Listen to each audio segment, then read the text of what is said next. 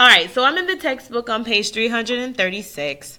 We're going to jump into this acid precipitation lab, but of course, before we jump into the lab, I just want to give you guys some background information on what exactly acid precipitation is. So we did talk about the water cycle, and from the water cycle, we should remember that precipitation is rain. That's all it is. So when it evaporates, condenses, and it comes back down as rain. So acid precipitation is simply acid rain. Acid precipitation, according to the right here, acid precipitation is precipitation such as rain, sleet, or snow that contains a high concentration of acids. Now, how does this happen? When fossil fuels are burned, again, we know our fossil fuels is our oil, petroleum, all that good stuff, what we put into our cars and what we use on a daily basis to run our energy. When fossil fuels are burned, they release oxides, carbon dioxide, sulfur dioxide, nitrogen dioxide. They release oxides of sulfur and nitrogen.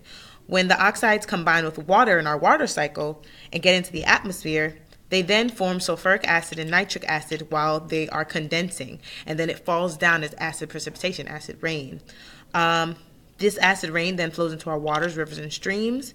It also gets into our soils and in our drinking water, and this results in a decline of loss of some local animals and plant populations. So when we talk about acid, we want to think about acid and base, and that's when you want to bring in your pH scale. So you guys may not have been exposed to a pH scale, but I'm going to talk about it here. So a pH, power of hydrogen, is a number.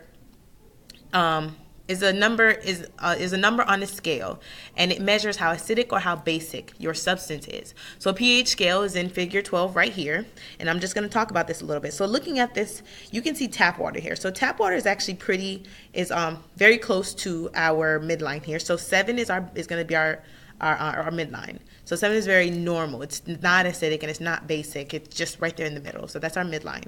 Tap water is right here at about 6. And then regular rain is about 6.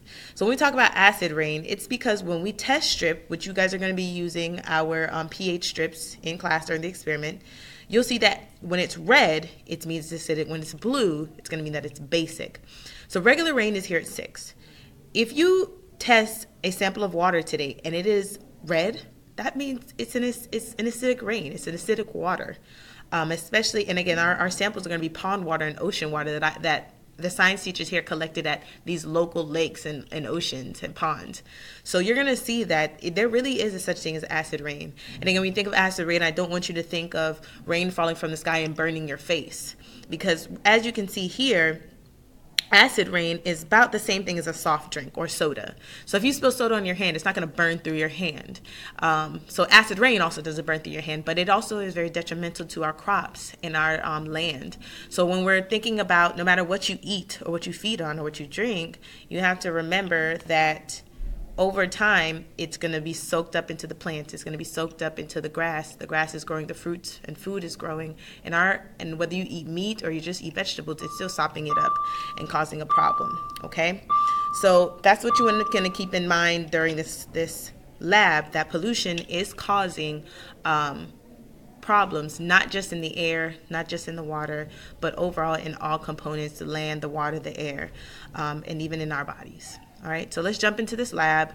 I'm going to be doing a demo up front, so make sure you pay attention while you guys are doing with your partners at your tables.